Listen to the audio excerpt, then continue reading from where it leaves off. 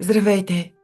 Къде влагаме силите си на празно и на какво е нужно да обърнем повече внимание? На този въпрос ще отговорим с помощта на Таро. Вие изберете между тези три двойки карти – първата, втората или третата. Коя от тези двойки карти привлича вашето внимание и смятате, че там се крие отговора за вас? След като сте избрали, чуйте за конкретната двойка. Ако сте избрали първата двойка карти, то вие влагате силите си на празно в още и още чакане, за да бъдете сигурни, че можете да поемете в посока. Влагате силите си и вниманието си в прекомерно търпение, което малко по малко се превръща в застой, в очакване на нещо и някой само да се промени.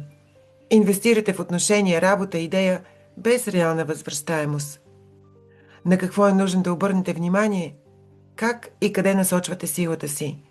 Докато чакате, губите посоката си, така че обърнете внимание с какво разполагате вече и с него продължете напред.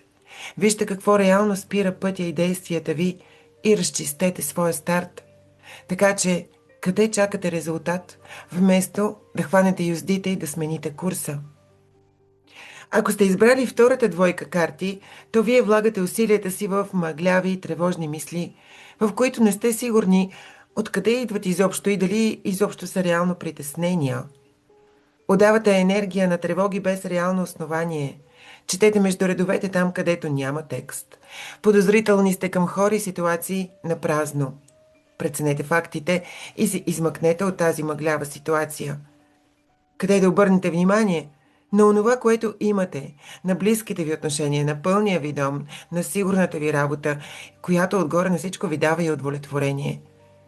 Имате достатъчно стабилност и яснота и можете да заложите на онова, което вече е доказано и е факт.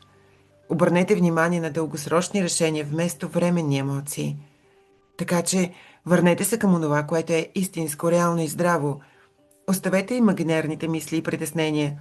Те скоро така или иначе ще ви оставят на мира. Имате опора, която пренебрегвате, а всъщност е нещо, което сами сте постигнали. Радвайте му се. Ако сте избрали третата двойка карти, то обръщате внимание на въпросите, които са свързани с промени, житейски изпити, важни разговори, духовно пробуждане. Мислите как е нужно да промените нещо важно в живота си, да проведете разговор и да кажете истината в някоя ситуация или на някой. Това са чудесни занимания. Много добре е това да бъде вършено от време на време в живота ни, но не постоянно. Не постоянно да търсите собствената си мисия и да си поставяте големите въпроси, и вместо да обърнете внимание на това какво решение е нужно да вземете, след като усещате, че е време за пробуждане и промяна, какво конкретно е добре да изберете и да направите.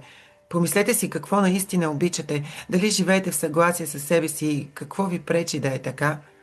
Помнете, че не е нужно да избирате само едната от двете посоки. Едното от две неща. Можете да комбинирате и да намерите хармония между искам и трябва. Намерете я. Благодаря ви за вниманието.